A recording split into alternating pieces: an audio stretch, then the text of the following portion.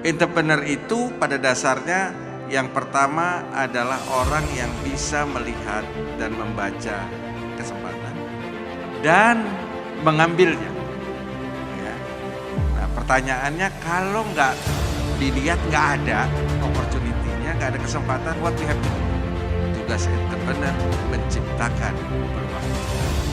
Jadi peluang ditangkap. Banyak orang nanya ke saya, Pak, kita udah coba lihat peluangnya nggak ada. Terus what we have to do? Ciptakan peluang. Itulah prinsip entrepreneur. Untuk jadi pengusaha itu tidak mudah. Ya, tidak mudah sama sekali. Jadi jangan berpikir ya untuk memulai sesuatu mudah. Ya. Nggak ada sesuatu yang mudah. Kesuksesan adalah sesuatu yang harus diperjuangkan. Tidak ada kesuksesan yang turun dari langit diberikan. Itu nggak ada. Jadi ini note yang penting untuk teman-teman itu kalau nanti mau mulai ya harus siap. Kegagalan itu adalah sebuah proses belajar. Ya, it's a learning process. Jadi kalau kita gagal, itu kita harus nyari tahu kenapa kita gagal. Sebabnya apa? Nah, setelah itu kalau kita orang yang waras, pastikan kita mengavoid semua penyebab kegagalan kita. Tapi besok gagal lagi. Kenapa? Karena penyebabnya itu bukan dari yang kita sudah avoid tadi. Ya, lalu kita avoid lagi. Lalu besoknya gagal lagi. Ternyata ada penyebab lain. Nah, proses inilah yang disebut learning process, proses belajar.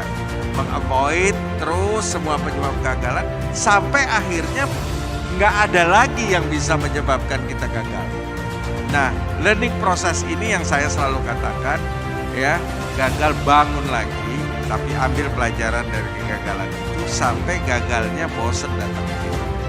Bukan karena dia bosan, tapi karena kita sudah tahu, ya, penyebab kegagalan. Banyak orang tanya, ya, Pak Irul pernah ditipu? Bukan pernah lagi, sering.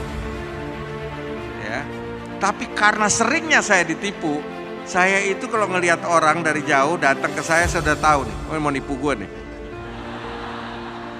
Bukan karena saya ahli nujum, tetapi karena begitu seringnya saya ditipu dan saya bisa mempelajari itu. Zaman saya dulu memulai usaha itu kuliah tingkat pertama di kampus. I am one and the only entrepreneur di kampus pada tahun itu, tahun 81. Nggak ada. Karena apa? Entrepreneur pada saat itu adalah bukan profesi yang membanggakan. Ya, hanya orang susah yang jadi entrepreneur. Kenapa? Karena terpaksa. Sekarang we have a virus. Ya, ini virus of entrepreneurship. Ya, semua di kampus-kampus semua pengen jadi entrepreneur. That is a good sign untuk the futures of Indonesia. Ya, jadi kita percaya itu. Tapi untuk menjadi seorang entrepreneur tidaklah mudah.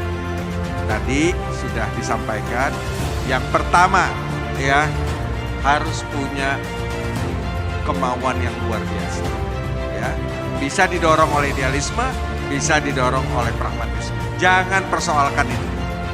Yang kedua, tidak akan pernah mungkin Anda sukses tanpa sebuah perjuangan yang luar biasa. Bekerja keras, ya, lebih daripada orang biasa. Ya.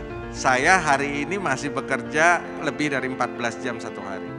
Zaman dulu saya bekerja 18 jam satu hari, tidak ada Sabtu Minggu.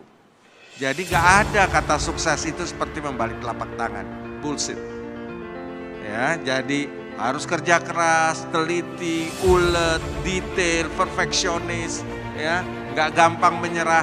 Itu adalah satu prasyarat yang wajib hukumnya untuk menjadi seorang entrepreneur yang luar biasa. Gagal masalah biasa, jangan jadi generasi galau, ya. Gagal bangkit, gagal bangkit, gagal bangkit. Itu adalah suatu keniscayaan yang harus Anda hadapi di dalam seorang entrepreneur. Jangan berpikir uang dulu. Ya, itu penting ya. Jangan berpikir uang dulu. Kalau berpikir uang dulu, biasanya nanti kerjaannya nggak jadi. Uangnya nggak dapat, kerjaannya nggak jadi.